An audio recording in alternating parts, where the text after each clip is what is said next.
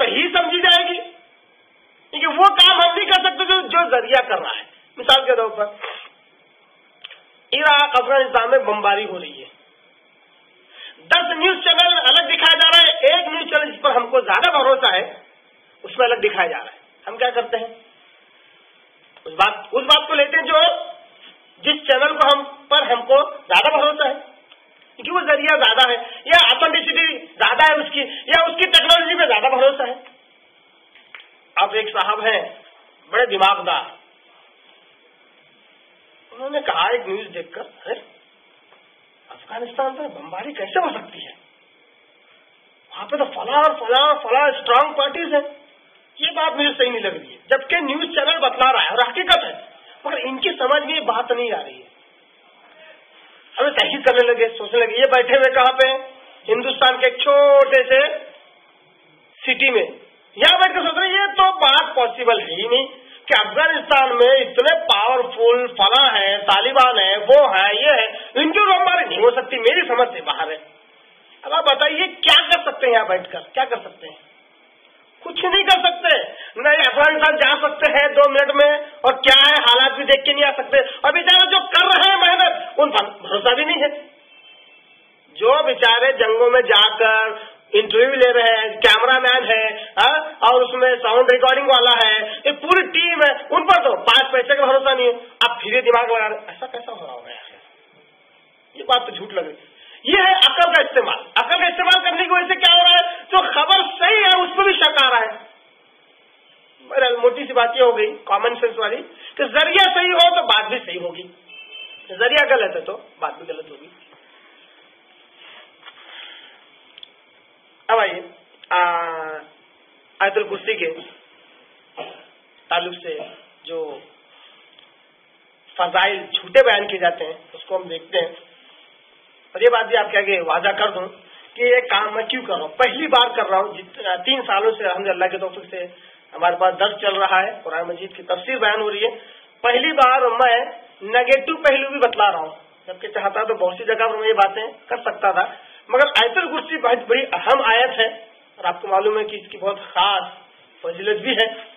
تو میں نے سوچا کہ اس کے تعلق سے جو نیگیٹو باتیں، جو غلط باتیں ہیں، جو جھوٹے فضائل بیان کیے جاتے ہیں اس کو بھی بیان کیا جائے. یہ کیوں کر رہا ہوں؟ یہ اس لیے کر رہا ہوں کہ اس سے پہلے کے درس میں نے یہ مثال دی تھی. فرض کیجیے ایک بوتل ہے، اس بوتل میں اگر 75% اگر گندا پانی بھرا ہو، گلیز پانی بھرا ہوا ہو، تب آپ بتائیے اس میں اچھا پیور دودھ کتنا ملا سکتے ہیں؟ 100%؟ نہیں، 50%؟ صرف 25% ملا سکتے ہیں آپ. اس میں بھی یہ چانسز ہے، امکانات ہے کہ وہ 25% کہیں کھو جائے گا، کیونکہ 75% غلاظت ہے اس میں.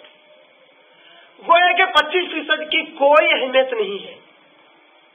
آپ کہیں گے نہیں بھائی مجھے خالص پیور دودھ ہی اس بوتل میں بھرنا ہے، تو اس کے لیے شرط ہے کہ اس کے اندر کا گلیز پانی جو 75% ہے اس کو باہر نکالا جائے، تب جا کے اس کا کنٹینرشپ بڑھ جائے گا، اس کی کیپیسٹی، اس کا حجم بڑھ جائے گا، پھر آپ اس میں دودھ ڈال سکتے ہیں.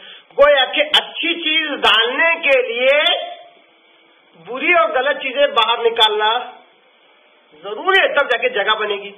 میں بارہ کہتا ہوں مسلمان آج اچھائی پہ، اچھی باتوں پہ عمل کم اور بری اور جھوٹی اور اسلام کے نام پر جو جھوٹی باتیں اس پہ زیادہ کیوں عمل کرتے ہیں؟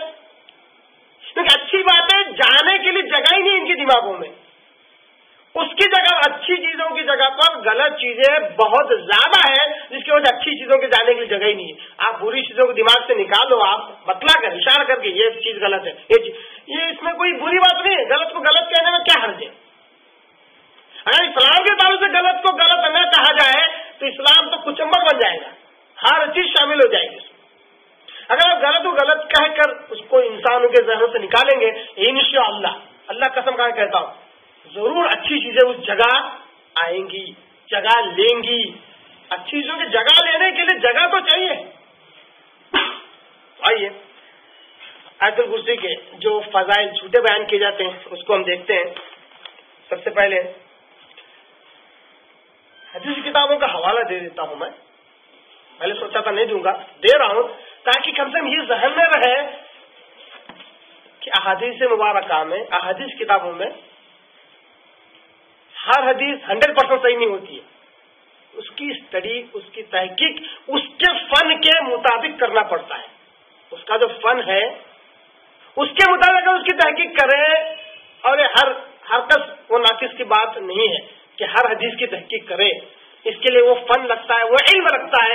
جس طرح ایک انگریزی گرامر کی تحقیق کرنے کے لیے کہ کون سا ناؤن ہے, کون سا پروناؤن ہے, کون سا ایڈجیکٹو ہے, کون سا ایڈورب ہے, کون سا انٹرجیکشن ہے, کون سا کنڈیشن ہے, اس کے لیے نالج لگتا کہ نہیں لگتا؟ لیکن لگتا ہے. جس کے بعد یہ علم وہی اس جملے کے پارٹس آف اسپیچ کو الگ الگ کر سکتا. اب کوئی کہے کہ نہیں میرے کو تو انگریزی فر آتی ہے, فلوئنسی بہت اچھی ہے, ہر ایک جملے کی اگر وہ اینالائزیشن کرنے جائے گا تو غلطیاں بہت کرے گا.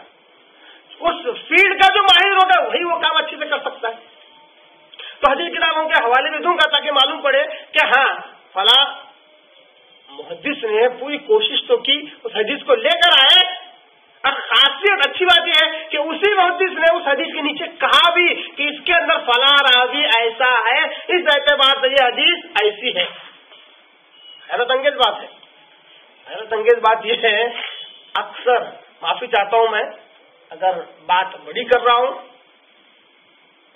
جرأت سخن زیادہ کر رہا ہوں, اکثر مدارس میں بھی یہ نہیں بتلایا جاتا کہ کسی حدیث کے نیچے محدث خود لکھتے ہیں کہ فلاں راوی اس حدیث کا صحیح نہیں ہے, ضعیف ہے, متروک ہے, اور کہتے کہ یہ حدیث میری نگاہ میں ایسی اور ایسی. خود محدث حدیث کو لانے بعد لکھتے ہیں. اکثر لوگ اس بات پر دھیان نہیں دیتے. اور بہت سارے طلباء جو مدرسوں سے فارغ ہو کر آتے ہیں مجھ سے کہا سراج بھائی ہم